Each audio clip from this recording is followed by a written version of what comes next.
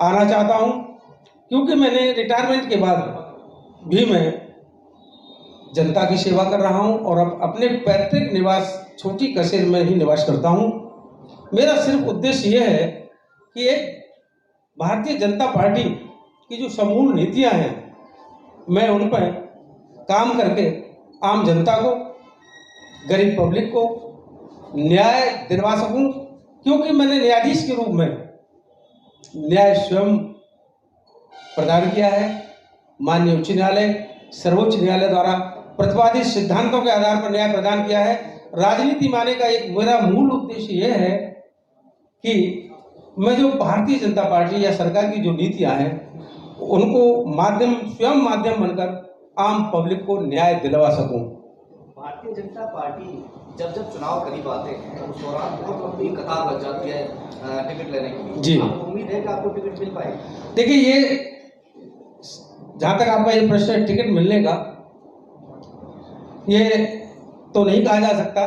प्रत्येक व्यक्ति प्रयास करता है, और क्योंकि मैं भारतीय जनता पार्टी का एक वफादार कार्यकर्ता हूं, यदि मुझे अवसर मिलता है तो निश्चित रूप से मैं अवसरवादियों को, जो जैसा कि आप बता रहे हैं कि चुनाव आते समय बहुत से प्रत्याशी होते हैं, उनका अवसर निश्चित रूप से समाप्त कर दूंगा।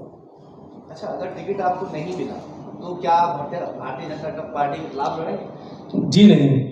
यदि भारतीय जनता पार्टी मुझे टिकट प्रदान नहीं करती है, तब भी मैं एक भारतीय जनता पार्टी का वफादार कार्यकर्ता होने के नाते जिसको भी टिकट मिलेगी, मैं अपने बड़े मनोयोग से भारतीय जनता पार्टी को चुनाव लड़ाऊंगा, ऐसी मेरी भावना है।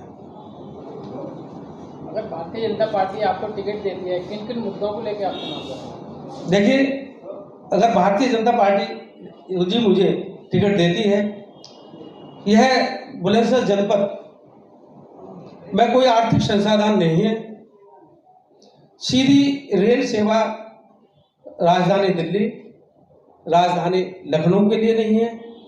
रेल सेवा के सीधी न होने के कारण जो आम जनता है, जो उसके संसाधन है, जो कृषक है, जो अपनी खेती करता है, अपनी उसकी उपज का उचित मूल्य इस कारण नहीं मिल पाता क्योंकि उसके संसाधन इतने नहीं है कि वह दिल्ली जाकर अपनी फसलों को विक्रय उचित मूल्य पर कर सके। आर्थिक विकास होना जिले का जरूरी है। जैसे हमारा पड़ोसी जिला अलीगढ़ है, वह स्मार्ट सिटी की श्रेणी में आ गया है। यदि मुझे अवसर मिला तो मेरा सर्वप्रथम प्रयास रहेगा कि रेलवे लाइन राजधानी दिल्ली एवं राजधानी लखनऊ से सीधी कनेक्ट हो और आर्थिक संसाधन मजबूत हो, सामाजिक समरसता बढ़े एवं जो दीनहीन प्राणी हैं, जिन्हें भारतीय जनता पार्टी की नीतियों के बारे में कोई जानकारी नहीं है, एक न्यायाधीश के रूप में भी मैं उनकी अब तक सेवा करता आया हूं, और अगर मुझे अवसर मिलता है तो निश्चित रूप से भारतीय जनता पार्टी की जो नीतियां हैं मैं उनको जमीन पर अमल में लाऊंगा। जब उतरते हैं मैदान में, चुनावी मैदान में सब वादे करते हैं।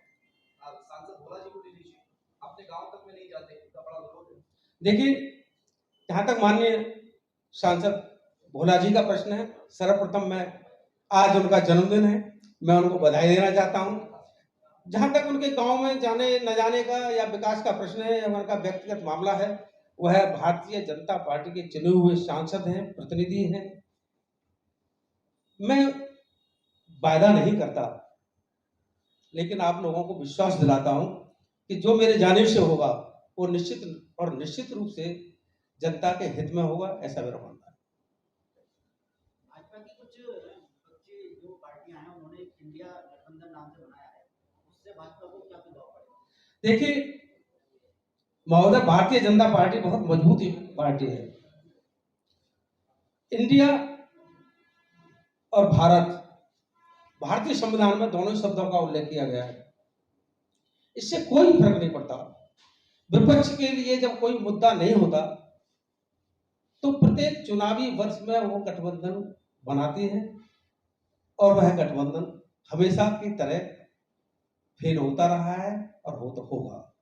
ये मेरी सोच है। सर, अभी आपने बुलंदशहर को लेकर के काफी विकास के मुद्दों की बात की थी, लेकिन अगर हम उसी जनपद बुलंदशहर की बात करें तो यहाँ पर काफी कतराव नेता एक से दिग्गज नेता यहाँ पर रहे हैं, लेकिन अभी तक कोई किसी प्रकार का विकास बुलंदशहर में नहीं देखा गया है। इस संदर्भ में मैं कहूंगा कि यह जनपद का दुर्भाग्य है। मैं किसी माननीय नेता पे कोई व्यक्तिगत टिप्पणी नहीं करना चाहता, यह उनका व्यक्तिगत मामला है। और मान्यवर, राजनीति में आने के लिए दो कारण होते हैं। एक तो व्यक्ति सेवा भाव से आता है, एक व्यक्ति अर्थ भाव से आता है। अर्थ भाव से मेरा मतलब है, आप समझ रहे होंगे, यदि जो व्यक्ति सेवा भाव से आएगा तो वो निश्चित रूप में अपने प्रत्याशी के साथ साथ, प्रत्याशी होने के साथ साथ जो भारतीय जनता पार्टी के कार्यकर्ता हैं या जो भारतीय जनता पार्टी से संबंधित हैं उनका सम्मान करेगा। और जिन मुद्दों पर उसने चुनाव लड़ा है वो निश्चित रूप से उन मुद्दों को पूर्ण करेगा और करना चाहिए। यदि जनपद बुलंदशहर का विकास नहीं हुआ तो ये उनकी सोच हो सकती है, आम पब्लिक की सोच नहीं है। अच्छा सर, एक लास्ट सवाल है। जी अरे पूछिए, आप, मैं जवाब दूंगा। जिस वक्त राजनीति में लोग उतरते हैं उस दौरान उनकी पोशाकें बदल जाती हैं। आप आज भी उसी पोशाक में हैं जो आप पहले पहनते थे। क्या ये लास्ट में किसी तरह से आप जैसे जज थे आप उस दौरान? देखिए मानव, पोशाक बदलने से व्यक्ति का चरित्र नहीं बदलता।